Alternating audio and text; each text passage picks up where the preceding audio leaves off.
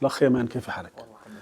احنا الآن يا شباب بنوزع أظرف على الشباب، هيبقى فيها يعني هدية قيمة. يمان هياخد ظرف وقت إن شاء الله رب العالمين، وهيقول لنا، هيفتح الظرف. إيه ده بقى يا يمان؟ قول لي إيه اللي أنت شايف؟ إيه؟ ورق شجر. أيوه، دي إيه ودي إيه؟ هي ورقة شجر يابسة خضرة شوي. بس على صوتك بقى، على صوتك عشان الشباب يسمعوا. ورقة شجر يابسة، ورقة خضرة شوي بس. طيب ورق إيه لما تشوف الورقة الخضراء والورقة اليابسة ديت، إيه اللي يتبادر لذهنك؟ إنه يعني ركزوا معانا يا شباب لأن ده مهم جدا، المعنى ده من المعاني المهمة. إنه هاي ماتت، تعتبر يبست. هاي لساتها فيها بعض يعني لساتها منظرها أحلى من هاي خضرة. خضراء. طب إيه علاقة الموضوع ده إيه بالمعنى اللي إحنا كنا بنتكلم فيه النهاردة؟ مش عارف شلون بدي أشرحه. إحنا النهاردة كنا بنتكلم عن القرآن صح؟ وعن معاني القرآن. أيوة. فلما تشوف الورقة الناشفة دي وتشوف الورقة الخضراء، الورقة الناشفة دي توحي بإيه؟ لما مش احنا قلنا وكذلك أوحينا إليك روحا من أمرنا ما كنت تدري ما الكتاب ولا الإيمان ولكن جعلناه نورا نهدي به إيه؟ من نشاء. صح كده؟ قلنا القرآن هو عبارة عن إيه؟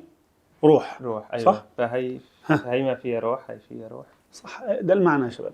معنى ان الورقه الناشفه دي خلاص انقطعت عن الفرع، عن الاصل اللي موجود، وقعدت فتره مقطوعه، فتقوم تذبل طبعا، وبشويه بشويه بشويه لغايه ما تذبل وتموت هكذا.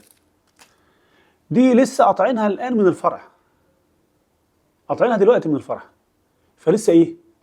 واخده شكل الخضار بتاعها موجود، الحياه موجوده. كذلك يا شباب هو ده المعنى. كل ما نرتبط بالقرآن أكتر كل ما نبقى كده زي الورقة الخضراء دي. طب انقطعنا عن هذا الأصل، انقطعنا، مش احنا قلنا حديث النبي صلى الله عليه وسلم واحنا كنا بنتكلم في المحاضرة، ذلك ايه؟ حبل ممدود بين السماء والأرض أو ما بين السماء والأرض. فالقرآن هو ذلك الحبل الممدود ما بين السماء والأرض.